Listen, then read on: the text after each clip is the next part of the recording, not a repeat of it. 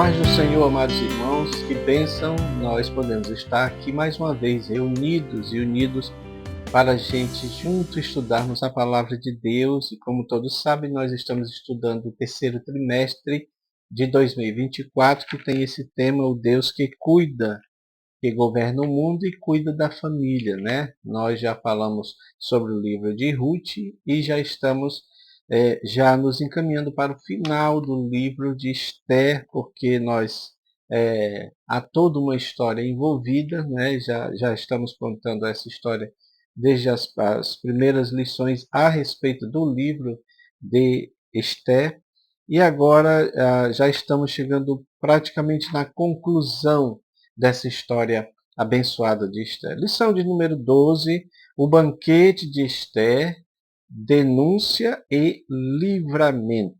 Tá bom? O texto áureo diz, como ribeiro de águas, assim é o coração do rei na mão do Senhor, a tudo quanto quer o inclina. Provérbios capítulo 21, versículo 1. E a verdade prática nos diz, devemos reconhecer as autoridades humanas, mas não podemos atribuir-lhes um poder acima do que elas têm. Há um Deus no céu. Ou seja, se existe um Deus no céu, se existe um Deus todo-poderoso, um Deus soberano que está acima de tudo e de todos, um Deus transcendente, então é a Ele que nós devemos total lealdade, total adoração, né? É importante isso porque antigamente aqueles homens se achavam deuses na terra e geralmente eram reis, Césares também tinham essa ideia de adoração, né? Mas, irmãos, muito importante essa lição. Já estamos nos encaminhando para o final e nós temos também o nosso gráfico esboço, que está dividido em 3 pontos, né? O banquete e a denúncia, que é o ponto 1. O ponto 2, a fúria do rei contra a injustiça. O terceiro ponto, meus irmãos, na realidade está falando sobre o grande livramento, né? Então são 3 pontos que essa lição trata. Vamos lá para nós darmos continuidade a esse trabalho. Todos vocês sabem, a palavra-chave aqui desde o título da lição é denúncia e livramento. Meus irmãos, nós podemos também dizer que essas palavras elas podem ser também explicadas com outras 2 palavras importantes. Por exemplo, confronto e salvação. Por que confronto e salvação? Porque o que Esther fez foi um confronto. Um confronto junto com uma denúncia, porque ela estava confrontando alguém que estava querendo destruir ela e todo o seu povo, né? E é uma denúncia porque ela estava denunciando um ato falho, algo que iria trazer um grande prejuízo para ela, para o seu povo, né? E aí é que vem esse segundo momento, que é a salvação. A salvação veio a partir da intervenção do rei, mas é claro que nós vamos ver também que o povo teve participação, porque o povo teve que se defender, não é, do edito que já estava, não é, circulando em todo o império, de no dia tal os judeus, todo aquele que fosse judeu deveria ser morto, deveria ser exterminado. Então é muito importante esses pontos, né, nós entendermos. Denúncia e livramento, confronto e salvação. Primeiro ponto, meus irmãos, fala sobre o banquete e a denúncia. E aqui está falando dessa instabilidade de Amã. Você sabe, nós vamos ver aqui que esse banquete é o banquete do vinho, né? Mas esse dia, como diz aqui, ele foi terrível, porque Amã, ele sai de casa, né, com aquela ideia que foi sugerida pela sua esposa, pelos seus amigos, para que pudesse conseguir a ordem de enforcamento do seu arqui-inimigo, daquela pessoa que ele considerava inimigo. Só que naquele mesmo dia começou a questão mudar, não é? De prisma, porque agora aquele homem que ele estava, não é, querendo matar, querendo exterminar por ódio, por vingança, pelo fato de Mardoqueu não se dobrar a ele, aquele homem estava sendo honrado. E aí eu coloquei um pensamento meu aqui, irmãos, que é o seguinte, olha, talvez ele se perguntasse, por que esse meu inimigo está sendo honrado? Ora, eu queria a morte dele, e agora eu tenho que honrá-lo? O que está acontecendo? Né?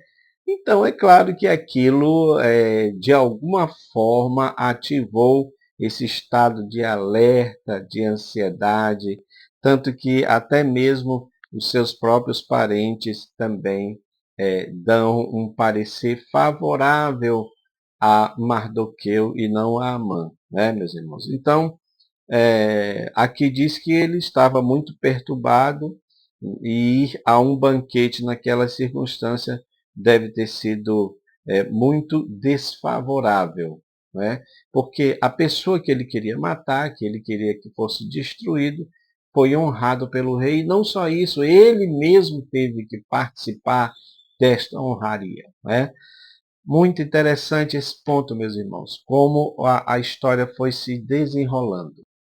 Dando continuidade aqui, você tem, por exemplo, nesse segundo subponto, o banquete do vinho. Meus irmãos, a título de informação, o livro de Esté é um livro pequeno, mas você tem pelo menos 10 banquetes, né, segundo algumas bíblias de estudo faz uma relação aí de 10 banquetes que estão acontecendo no livro de Esté. Ou seja, de fato, aquele povo era dado a banquete, a festas e tudo mais. Aqui estamos falando do banquete do vinho, né? Esse banquete ele era diferenciado porque o cardápio principal, como falamos na lição passada, o menu principal era o vinho, né? E a gente sabe que tem toda uma questão histórica do vinho, né? Aqui mesmo na lição fala sobre isso, os males terríveis do vinho, né? Você tem, por exemplo, aquele caso lá de Noé, que ficou despido depois de ter bebido vinho. Nós temos o caso de Ló também, que acabou praticando relação com as suas próprias filhas depois que foi também embebedado, né, pelo vinho. Então, meus irmãos, mas tem outros casos também importantes, né? Por exemplo, havia uma proibição para os sacerdotes, não deveriam tomar vinho. A questão do nazireado também. E também é citado aqui a questão dos recabitas que se abstiveram totalmente do vinho e foram honrados por Deus. Meus irmãos, é uma coisa muito lógica. Bebida alcoólica, como vinho e outras, elas entorpecem os sentidos, tá bom? Entorpecem os sentidos. Por isso que elas não são incentivadas na Bíblia. E eu acho importante que hoje, né, há uma discussão aí, as pessoas perguntam muito sobre isso. Né? O crente pode beber vinho? O crente pode beber cerveja? E a minha resposta, biblicamente, é que, na realidade, tudo aquilo que entorpece os sentidos, tudo aquilo que atrapalha o nosso bom senso é prejudicial. Por isto mesmo que no Novo Testamento você vê Paulo dizendo o seguinte, olha, não se embriaguem com vinho, mas se encham do Espírito Santo. Então, fugir de toda a aparência do mal, né? É importante isso. Mas tem uma coisa aqui no dizer de Paulo que é muito significativa. Não é só a negatividade, não é, irmãos? Não é só a questão de você dizer que não deve fazer, né? Não se embriague de vinho, não tome cerveja, não beba bebida alcoólica. Não é só isso. é se encher de outra coisa. Porque quando alguém está querendo fazer isso, não é, se embebedar, tomar vinho, alguma coisa assim, evidentemente que algo dentro da pessoa não está bem. Como se fosse algum vazio que precisa ser preenchido. Então, Paulo está dizendo assim: olha, não bebam, não se encham de vinho, se encham de algo melhor, que alegra a alma, que alegra o interior, que é o Espírito Santo. Enchei-vos do Espírito Santo. Esta é a ordem principal que Paulo dá e é muito importante, né? Então, de repente, a gente deixa a casa muito arrumada, né? E ela fica arrumada, mas se ela não for preenchida com alguma outra coisa, volta de novo aquele mal com mais outros 7. Ou seja, há ali algo que se multiplica. Aquele mal se multiplica e o estado daquela casa é ainda pior do que o anterior. Então, não é só deixar de beber, é se encher do Espírito. O que Paulo está mostrando aqui é um caminho mais excelente. É buscar mesmo o Espírito Santo, tá bom? Então é importante a gente entender isso daqui. Meus irmãos, quando chega então no momento em que está acontecendo a festa, em que o banquete do vinho está sendo servido, chega o momento do rei então querer saber de Esther qual era o pedido, né? Parece que o rei já entende que de alguma forma a sua esposa queria agradá-lo e também que possivelmente esse pedido era um pedido assim diferente, era um pedido inusitado, porque alguma coisa incomodava então o rei. Ele sentia que alguma coisa estava incomodando, talvez a própria rainha ele sentia isso, né? Então ele chega o momento de perguntar para ela o que é a sua petição, qual é o seu requerimento, e aí ele diz: até a metade do reino se fará, se dará. Não é claro que isso aqui é uma forma de expressão, é uma figura de linguagem, digamos assim, não quer dizer que ela seja interpretada literalmente. Então, chegou aquele momento então da verdade, aquele momento que eu digo que é o momento do confronto, né? O que mostra que essa mulher era de fato virtuosa, porque ela vai abrir a sua boca só no momento certo. Ela se mantém a sua compostura mesmo diante de um perigo iminente, de um adversário que estava ali pronto para destruí-la, tá bom? Meus amados, então nós vamos aqui para o tópico 2, que fala sobre a fúria do rei contra a injustiça. Ou seja, quando ele faz a pergunta para ela, qual é o seu pedido, então ela, ela diz qual é o pedido, né? E o pedido é interessante, porque na verdade, meus irmãos, ela está pedindo tão somente para que ela possa sobreviver, para que ela possa viver, ela e o seu povo. Ou seja, aí chega aquele momento, né, de denunciar o que estava acontecendo, de mostrar o que estava acontecendo, para depois ir para o confronto propriamente dito, né? Então ela diz mais ou menos isso: olha, estão pagando para nos exterminar. Nós estamos sendo vendidos para ser mortos, para ser exterminados. É interessante que, como o comentarista diz aqui, é uma linguagem que remete à questão da escravidão, que aí ela entra nesse mesmo assunto. Ora, se nós fôssemos vendidos como escravo, não estaria aqui incomodando o rei. Ou seja, porque daria lucro para o rei. Então, em outras palavras, ela está dizendo assim, seria muito mais vantajoso para o rei que a gente fosse vendido como escravo. O senhor lucraria mais do que nos exterminar. Então, é claro que quando ela coloca as coisas nesses termos, o rei ele fica enfurecido. Mas me chama a atenção essa atitude de Esther, não é? Porque, de fato, situações difíceis exigem posição firme, confrontação objetiva e clara. A argumentação dela estava perfeita. Rei, nós estamos sendo vendidos não como escravos, mas nós estamos sendo vendidos para ser mortos, para ser exterminados.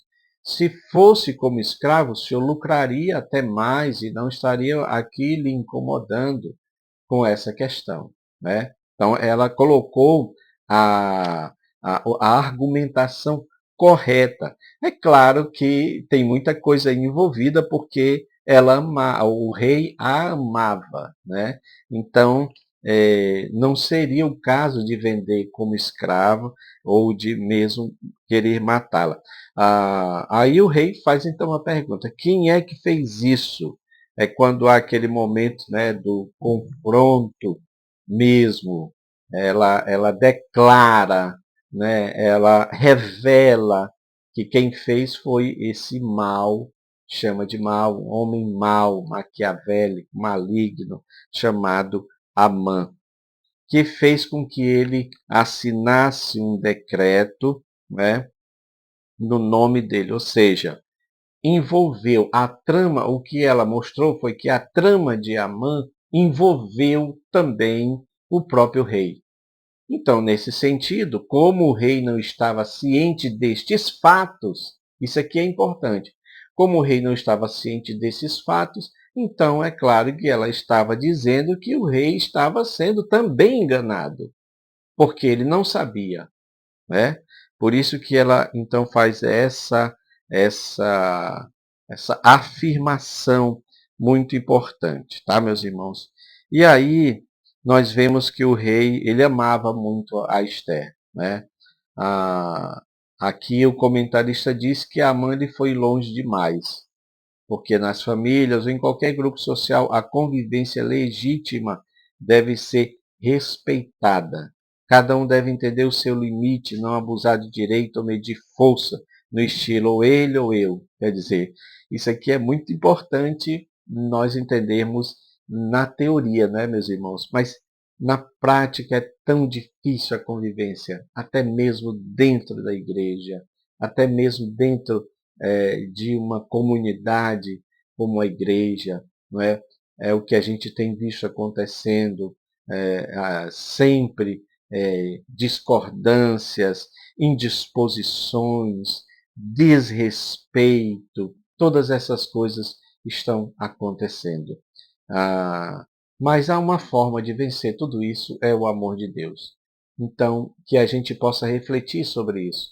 Que o amor de Deus seja de fato derramado nos nossos corações para a gente poder lidar com o diferente, lidar com aqueles opositores, sem guardar mágoa, não é, no coração, rancor, que é o que eu sempre tenho dito, tem textos que falam sobre isso daí. Às vezes os pastores de Abraão brigam com os pastores de Ló e eles se separam.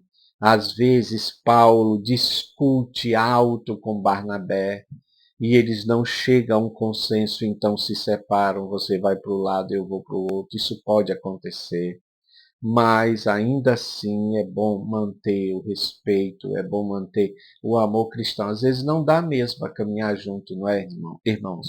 Mas precisamos manter o nosso coração limpo neste sentido. Olha aqui, aí o terceiro ponto fala da terrível reação do rei, né? A consciência do rei foi ativado quando ele entendeu o tamanho da injustiça feita contra os judeus, não é?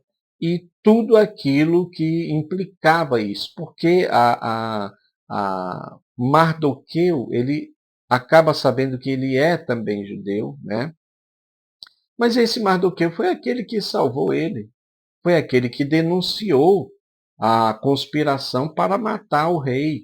Ora, como é que o homem que foi honrado, porque anteriormente ele foi honrado, como é que ele foi honrado, mas esse homem está marcado para morrer? Então é claro que isso era uma injustiça muito grande. E aí, com toda firmeza, ela respondeu cara a cara, né? Que é aquilo que eu falei, o confronto, né? Ela denuncia que esse inimigo que estava fazendo isso, que estava querendo exterminar o povo dela, inclusive Mardoqueu, era exatamente Amã, esse homem opressor, né?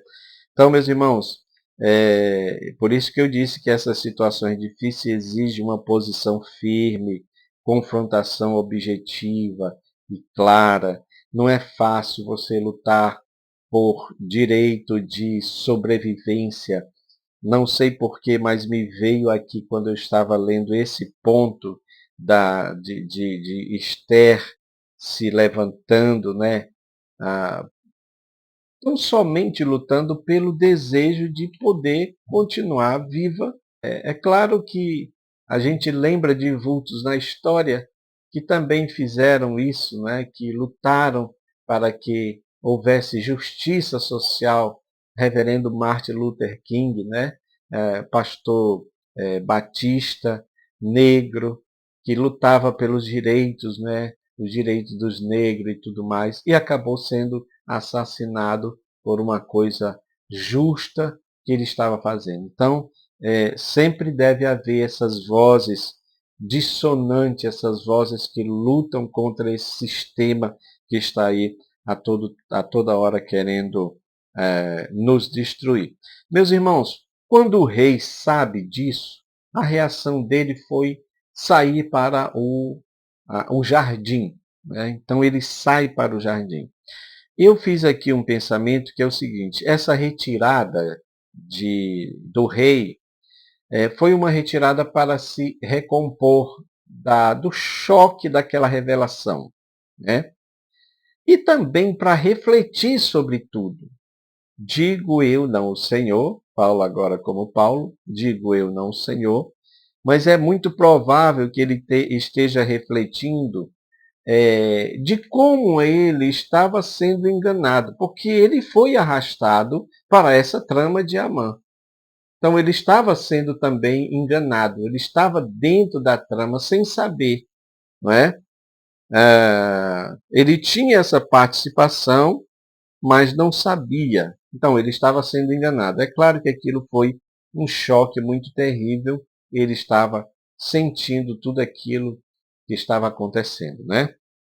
E ele saiu um pouco para pensar, para esfriar talvez a cabeça, pensar melhor no que deveria fazer. É claro que dá a entender aqui que ele ainda estava também irado, né, com a situação. É interessante que nesse meio tempo, o próprio Amã está aos pés de Esther, a judia, para pedir-lhe clemência.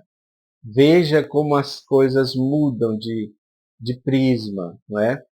Antes ele estava, na verdade, ele fez toda essa trama porque havia um judeu que não queria exatamente que ele fosse. É, aquele judeu não estava honrando ele, segundo ele, né? Não estava se prostrando. Mas agora ele estava se prostrando perante uma judia. Isso é muito importante também citar. E o que acontece a seguir, meus irmãos, é uma cena inusitada, porque na realidade, enquanto Amã está aos pés de Esté pedindo clemência, o rei está no jardim, mas ele retorna. No que ele retorna, ele tem uma visão né, de um Amã que está ali se prostrando perante a sua rainha, mas, como diz aqui a lição, ele tem uma visão diferente. Então, ele está achando ali que, de alguma forma, o Amã estaria querendo abusar da sua própria rainha. Ou seja, ele queria desonrar a rainha diante do próprio rei. Né? Então, ele tem uma reação diferente nesse caso, porque foi a interpretação dele, né, a respeito do que Amã estava querendo fazer. Então, isso foi, digamos assim, o gatilho também para ele tomar a decisão de dar um fim, dar um cabo nesse mau e perverso Amã. É quando nós chegamos aqui no terceiro ponto, que fala desse grande livramento, da salvação propriamente dita, digamos assim, né? Porque essa história da forca chega ao palácio, como ele diz aqui.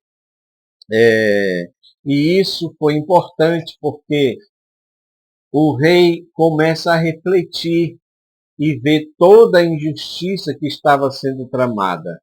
Ora, aquele homem, Mardoqueu, que tinha denunciado uma trama para matar, e isso é importante que se diga para os nossos alunos, meus irmãos, para a gente pensar sobre isso, não é?